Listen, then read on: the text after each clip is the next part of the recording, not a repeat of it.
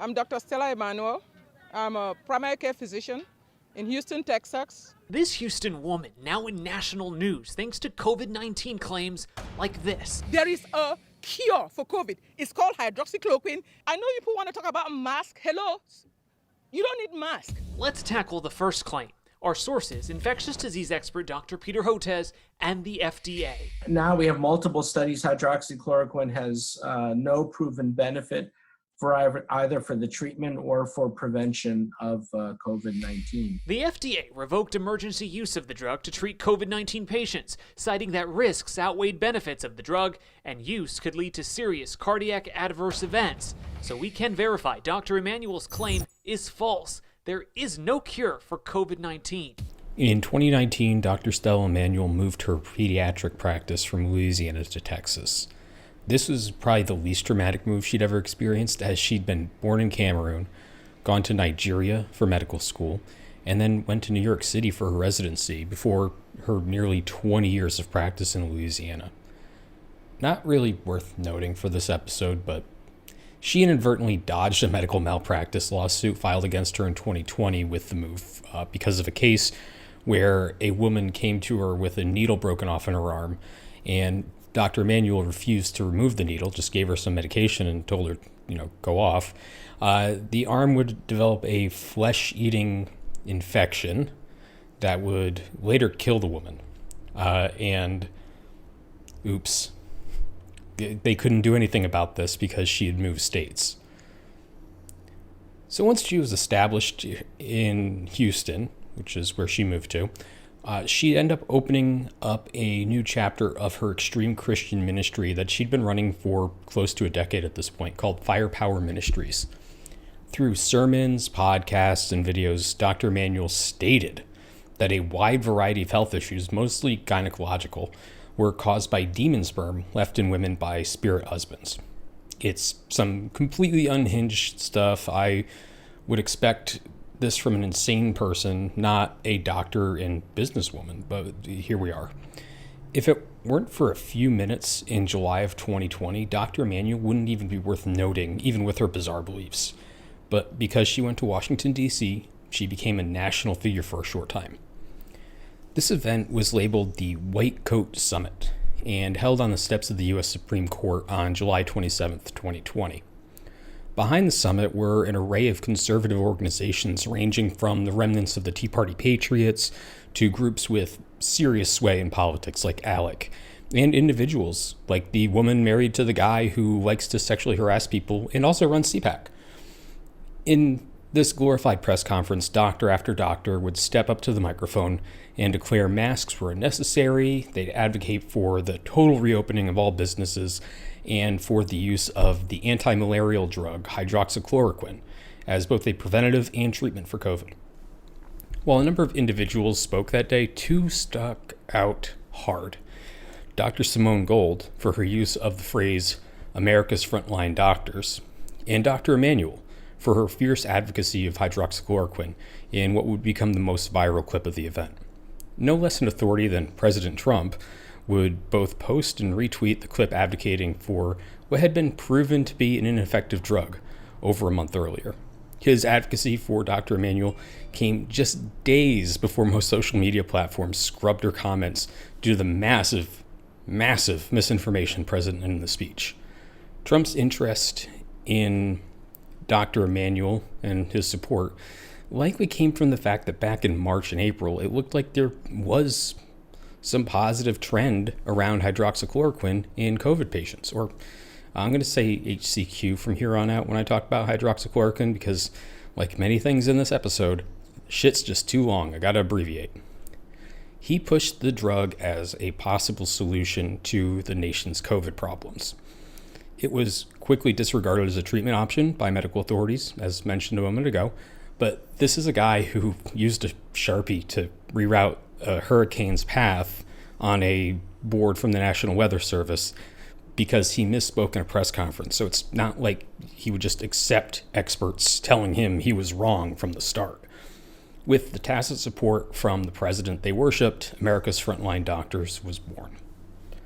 Hello, welcome to Minute 4 of Episode 3 of 3 total episodes, but episode 2 of the COVID Scammers True Grift series. Hi. Ooh, I typed all that out just to see if I could confuse myself and make it through it, and I almost did. This episode will be focused mostly on America's frontline doctors and the mountains of misinformation and near medical malpractice the organization produced that saw their founders make millions despite not having a clear funding source. In episode 1 of COVID Scammers, I covered topics like fake testing sites, the use of horse paste to treat COVID, and people claiming they could fix an infection by sticking the right needles in the right spot on your body. And no, not a vaccine or medication. It was acupuncture, of course. You don't need to go back and find that episode to get 100% of what's coming from this episode, but I suggest taking a few minutes and doing so if you haven't already. This episode gets a little bit more involved with the treatment and prevention side of things, but before we go much further, I do want to take a minute and talk a bit about expertise. One of the things you can almost predict or guarantee anytime there's a major climate study coming out, there will be like a full page ad in the Washington Post or the New York Times funded by let's call it a conspiracy of fossil fuel companies. It will feature the names of dozens of people holding advanced degrees declaring that there is no link between greenhouse gases and climate change. You'd be stupid to think so. A day or so later, some Twitter poster will publish a thread where they go through the list person by person and tell you that like maybe 2 people on this list are climate scientists. The rest are like English professors, geology PhDs working for extraction companies, and CEOs of defense contractors. The way they are presented in the letter, though, is as if they are delving into this data day after day, and they're not just casual observers who either have no real skin in the game or are actively hoping nothing changes. Here's the thing. The hypothetical ad I'm talking about here isn't there to sway anyone who thinks climate change is real to reverse their views. And the Twitter poster isn't looking to convince the people opposed to them to switch sides. They're both playing for the center, the undecideds, those just in the middle of this fight, who could sway one way or another depending on the best argument they've heard recently. No one involved in America's frontline doctors from that day in July, or after really, was a virologist. They were all doctors, sure, yeah, that's great, but they lacked the expertise and experience to talk about diseases, how they spread, or how they're prevented. By hiding behind the word doctor, they made it seem like they had some forbidden knowledge the public wasn't privy to. A phrase that became popular in the pandemic period, and has been for a while around conspiracy theories especially, was do your own research. When it comes to COVID, good luck unless you have the right education. Have you ever tried to read the explanation of how an mRNA vaccine works? Not the popular science diagrams and charts, article things that pop up and were everywhere for a few months when the vaccines were first out or coming around. I'm talking about opening up the New England Journal of Medicine and digging deep into the findings. Before shots were widely available, I attempted to read the studies on the Pfizer vaccine to understand what the process was, and by the time I finished the abstract, I had 20 additional Google searches open.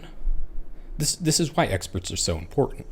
They have the ability to understand, process, and relate this data to those of us who aren't able to fully comprehend what's being communicated in these highly technical documents. America's frontline doctors didn't attempt to read the literature or even review studies and communicate that out to people. The organization simply decided on their version of reality and used their titles to make people believe that they were trustworthy. You can go to America's Frontline Doctors website right now, and I'm gonna call them AFLD from here on out, just for brevity's sake.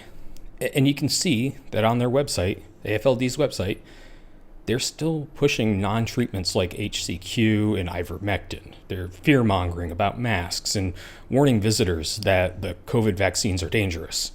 They also have an off-site newsfeed that has more general vaccine conspiracy stuff. The MMR vaccines are dangerous, and misinterpretations about a ton of studies and statements made by officials. The thing is that you're not going to find ads or a donate button or anything like that. So how, in this case, are they funding themselves? How do they keep the lights on? Well, as I mentioned early on, there were a number of moneyed interests who were their initial source of funding and worked to get their pet physicians in front of cameras and on podcasts using their network of contacts in the media. A lot of the time, the Rolodex of these shadowy groups is their most important tool, after all.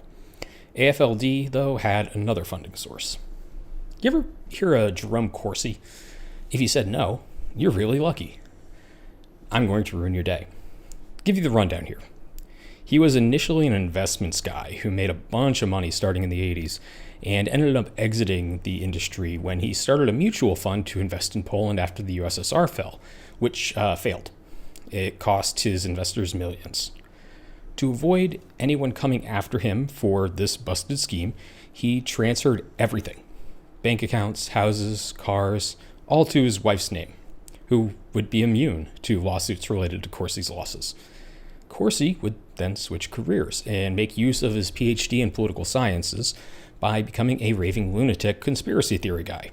He probably is best known for writing Unfit for Command, the book that would be the basis for the Swift Vote Veterans for Truth smear campaign against John Kerry during the 2004 presidential election.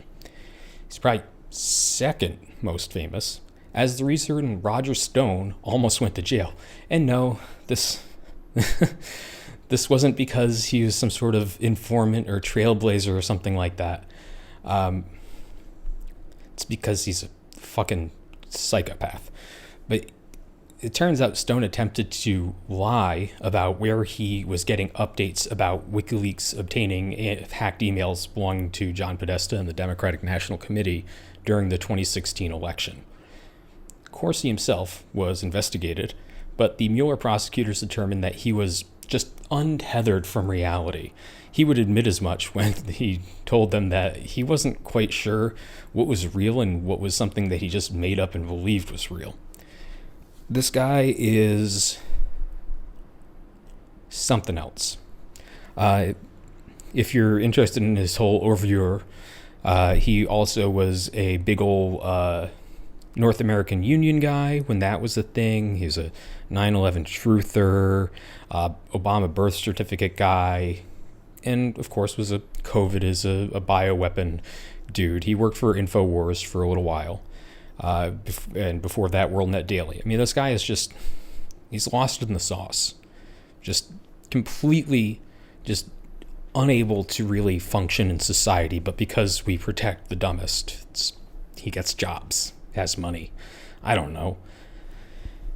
The thing is, we can tell you that in about March of 2020, he was really interested in hydroxychloroquine, to the point where he accidentally emailed one of the Mueller prosecutors that he had the email address of when he was trying to talk to a Russian dude to talk about hydroxychloroquine, HCQ. I gotta start using that, really. So, oddly enough, he would also be involved with the founding of findandmd.com. And that is where we rejoin AFLD. Hey, it's Editing Lazy Fire. Just want to give you a heads up. I said find an MD, meant speak with an MD. My mistake. I'm going to correct that from here on out. Speakwithanmd.com doesn't really exist anymore, but for about a year it partnered with AFLD in a lucrative scheme to get people prescribed AFLD's COVID drugs of choice. Here's how this worked. Clients would pay Speak with an MD a $90 fee to have a consultation with a, quote, AFLD trained physician over a platform called Cadence Health. Sometimes these consultations were paid for and just simply didn't happen, so scam number one right there.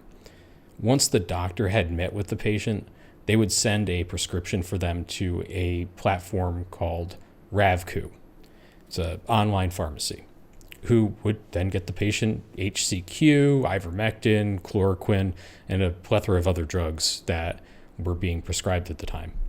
It needs to be noted that Cadence and Ravku didn't necessarily know anything was up. After data for both platforms was hacked in 2021, they would revoke Speak with an MD's accounts, effectively cutting them off from serving more clients.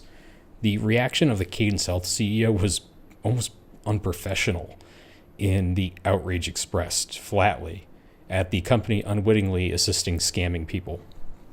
The full extent of the financial swindle carried out by AFLD is tough to decipher, but we can take this piece from an article in The Intercept that looked at the data.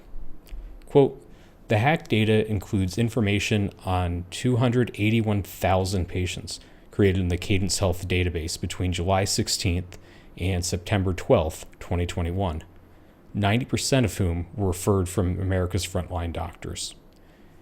In just those 2 months, patients paid an estimated $6.7 million for consultations. The data also includes notes from the patient's phone consultations, which sometimes includes medical histories and prescription information. Unquote. That's what we like to call not good. Remember, July to September 2021, this period we're talking about here, this was when vaccines were available to everyone in the US and free. Their potential targets just dropped dramatically by this point. If you want a rough estimate of how massive this program ended up being, The Intercept lays out it all in these numbers and percentages. From November 3rd of 2020 to September 11th of 2021, Ravku filled a total of 340,000 prescriptions, 46% of which were for HCQ or ivermectin. An additional 30% were split between zinc and, azithromycin. These are both, the point is, those two are both ineffective for COVID as well, but popular with the AFLD crowd. There's a good chance that not every one of these was an AFLD prescription, mind you. Ravku stated that the volumes coming from the platform were insanely high, though, which was part of the reason they terminated the relationship. At least one doctor made it clear in their notes that the drugs they were providing were ineffective against COVID, but the patient was insistent. Millions of dollars were spent for consultations and ineffective medicine. You know what Cadence charged Speak with an MD to use their service?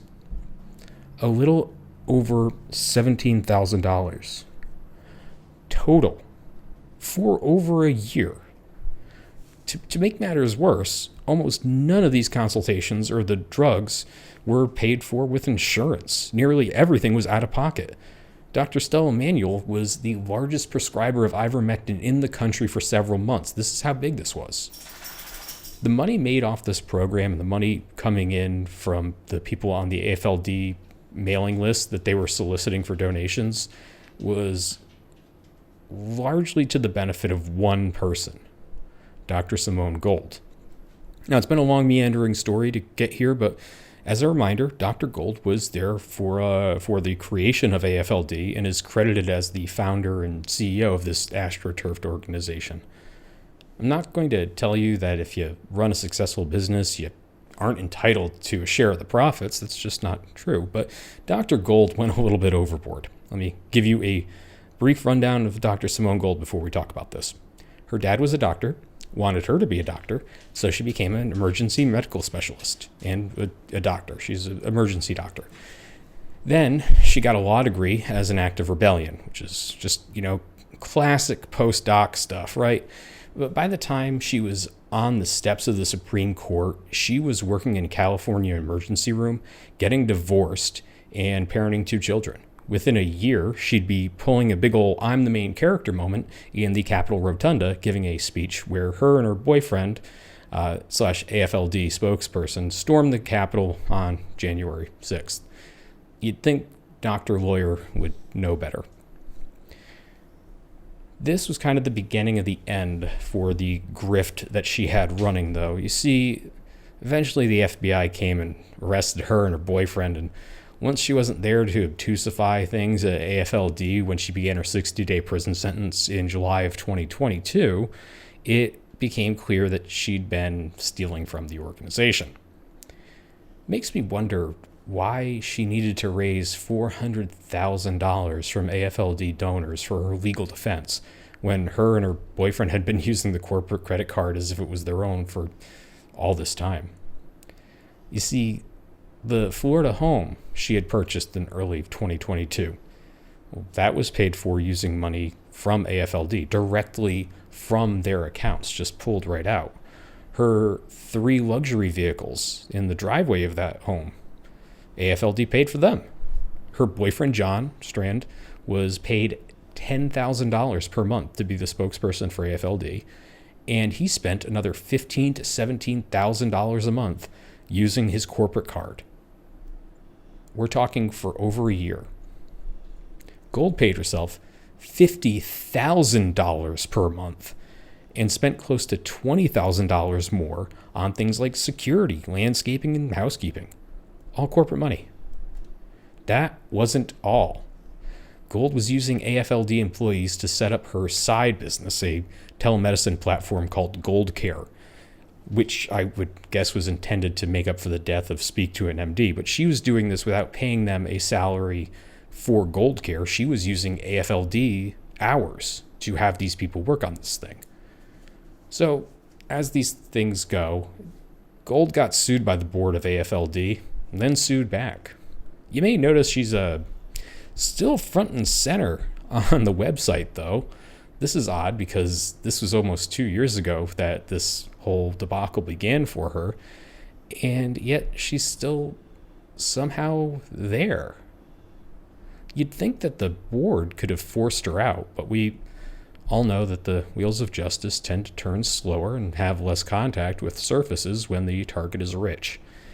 If I had to guess, the fact that Gold was somehow able to completely control their electronic communication and accounts suggests she just held the organization hostage. Very interesting story, though. The main member of the board who sued Gold in Florida is Joey Gilbert. Joey Gilbert is one of those guys who just kind of pops up sometimes, and you're like, oh man, are you kidding me? But if you don't know his name, and it means you're not from Nevada, because he was running for governor shortly before this lawsuit kicked off there. And when he lost, he, of course, started alleging irregularities and all this other fun stuff that is just kind of the standard playbook at this point for anyone who loses an election anywhere. So he's one of those guys. These two are peas in a pod. As a matter of fact, when they met in 2020, Gold basically brought him onto the board specifically because she thought that they would get along so well. So these people are just tied together. And even this guy is like, well, that's fucked. Better do something about that. So to wrap this up, AFLD still exists. It still does tours where the speakers will cancel at the last minute and not refund tickets. Great scam. Gotta tell you, that's a good one too. Dr. Stella Emanuel, who we talked about extensively early on, has tied herself to the Grifter tour circuit, doing both those AFLD events and things like the Patriot Roadshow, the Patriot Double Down, the Patriot Plunge. I made that last one up, but you get the idea. It's all this Patriot stuff. There's like a million of the fucking things. Dr. Gold, JD, I love doing that. That's how do you go and get a doctorate and then a law degree and then work part-time she really needed this grift, I think. She might not have had money. So she's doing her own thing. But she'll still show up to these similar events and do podcasts and videos and all this other fun stuff. I think this is one of those things where in a couple of years overall, we're going to forget about this little group. We're going to forget they existed, that they were kind of woven into the fabric of COVID denial for so long. But the big thing is that even after they go away and we forget about them, they still separated hundreds of thousands of people from millions of dollars, just peddling cures that weren't real. If you look at the data that The Intercept posted, most of the people who used their services when they were doing the Speak with an MD scam were older Americans, people in their 50s and 60s. And this was a time where 99% of the people who were dying from COVID were unvaccinated. This is really the danger of organizations like this, is that as much as we want to talk about the money they separated from people, we have to talk about the people that they separated from people, because individuals, groups, whatever, they died. They died because they thought that they had this miracle cure. And there are emails that came out from this group that are kind of harrowing, where it's, my parent wasn't able to get a consultation, your people canceled or didn't show, and now they're in the hospital because they couldn't get hydroxychloroquine. It's like, no, they would have been in the hospital if you got hydroxychloroquine and you wouldn't have figured it out, because this group was effective at making you think that they were experts, that they had special knowledge, that you needed to trust them, and you could trust them to steer you in the right direction. That's really the concern that we have with a lot of this stuff. I don't want to get too serious with this series if I don't have to. A lot of the time, you probably picked up on a lot of the jokey nature of what I was saying. But I don't know, with this COVID stuff, it's really hard to separate out just pure jokes. We can sit here all day and joke about Herman Cain Awards and stuff, but there's a seriousness to this too, because these people went and put out bad information, gave false hope to individuals, and people died. Like we talked about before, a large number of people were calling in and were having issues with things they tried to do to get COVID cures done. I was reading an article for the next subject, and it mentioned that in 1 month, close to 70% of the calls to the Mississippi emergency health lines for poison control, essentially, were because people had overdosed on ivermectin meant for animals. This is wild. It's dangerous. It's not good, but it's part of the human condition. We want to believe the experts, and we want to believe the experts that stick closest to the things we believe ourselves. And that's what happened with America's Frontline Doctors. That's how they raised money off of people who think that they were doing the Lord's work. And that's how we ended up with people eating horse paste. There is at least one death we can possibly attribute to hydroxychloroquine, by the way. This is maybe less notable, but it's an interesting one. It was shortly after Trump started saying that he takes preventative hydroxychloroquine back in like April or March of 2020. A man supposedly looked and saw that the cleaning agent that he used for his fish tank was hydroxychloroquine, and he ingested that tank cleaner, thinking that it would cure his COVID symptoms because of the misinformation groups like the AFLD and the president promoted.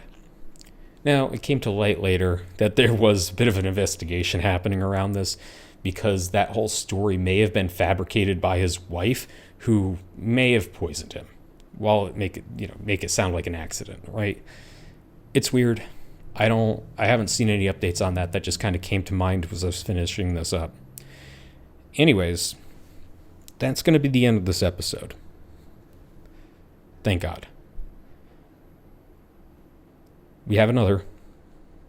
I promise we will do things that are not COVID scams someday, but I put myself in front of this. I thought it was going to be a two-parter, and oof, boy, wrong. Because we have more things to cover. You see, I was initially going to cover the next subject with this video, but I'm trying to keep things to a half hour. I'm bumping up against that time frame, and I knew writing the script that we were going to be pretty close. And I'm rambling now, which is just not helping anything either. But I actually thought this guy was involved with America's Frontline Doctors. He was involved in another thing that had Frontline. I think they hyphenated it. in its title. And this is Dr. Pierre Corey, the guest extraordinaire of the Joe Rogan show, the ivermectin peddler himself. And we will talk about him in the next episode. And if we can, we're going to start talking about one of the government scams that was run during COVID, which was stealing protective equipment as states imported it.